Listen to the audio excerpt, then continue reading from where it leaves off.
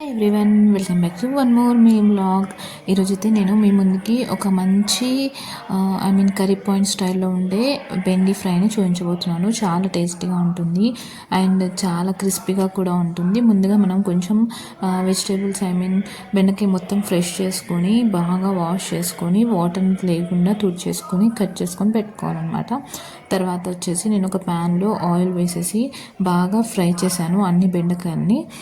కొంచెం ఆయిల్ వేసుకొని ఫ్రై చేసుకున్నాక మనం ఇంకో ప్యాన్ తీసుకొని అందులోనే కొంచెం ఆయిల్ వేసుకొని జీలకర్ర ఆవాలు వేసుకోవాలి. తర్వాత అయితే మనం పల్లీలు వేసుకోవాలి. మనకి ఎక్కువ కావాలంటే ఎక్కువ క్వాంటిటీ పల్లీలు వేసేసుకోవాలన్నమాట. పల్లీలు వేసుకున్నాకే మనం ఆనియన్స్ వేసుకోవాలి. అప్పుడే పల్లీలు బాగా ఫ్రై అవుతాయి. తర్వాత వచ్చేసి ఆనియన్, కరివేపాకు, మిర్చి కావాలంటే మిర్చి కూడా వేసుకోవచ్చు. నేనైతే ఈరోజు కారంతో చేసిద్దామని చెప్పేసి మిర్చిస్ వేయలేదన్నమాట. తర్వాత వచ్చేసి దాని బదులు కొంచెం ఫ్లేవర్గా వస్తుందని చెప్పేసి లవంగాలు వేసుకున్నాను. చూసేయండి, జస్ట్ రెండు లవంగాలు అయితే వేసుకున్నాను కేజీ బెండీస్కి. తర్వాత వచ్చి కొంచెం పసుపు వేసుకోవాలి.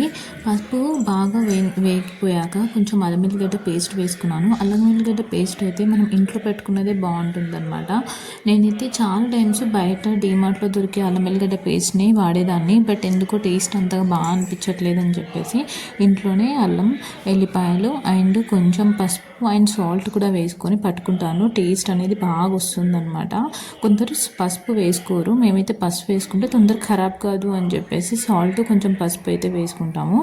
తర్వాత బెండకాయలు బాగా ఫ్రై అయిపోయాక సాల్ట్ వేసుకోవాలి. దీంట్లో అంతగా పట్టదు, సో 1.5 స్పూన్ అలా వేసుకున్నాను సాల్ట్. 1 కేజీ బెండీస్ ఇవి. తర్వాత వచ్చేసి కారం నియర్లీ 2 స్పూన్స్ వరకు పడుతుంది. తర్వాత వచ్చేసి నా దగ్గర గరం మసాలా ఉండే, వెజిటేబుల్ మసాలా.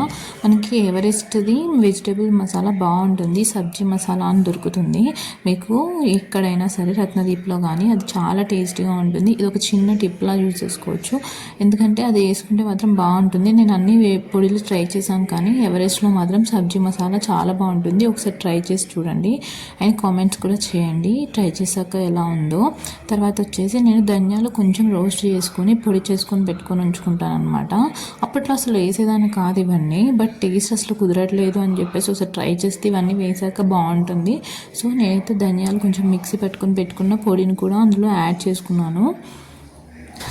అంతే, ఇలా కొంచెం ఒక 5 minutes వేసుకొని దించాలి. అంతే, టేస్టీగా ఉండే బెండి ఫ్రై రెడీ. మీరు ఎలా ఉందో కమెంట్ చేసేయండి ట్రై చేసి. అండ్ సబ్స్క్రైబ్ చేయడం మాత్రం మర్చిపోవద్దు. Thank you.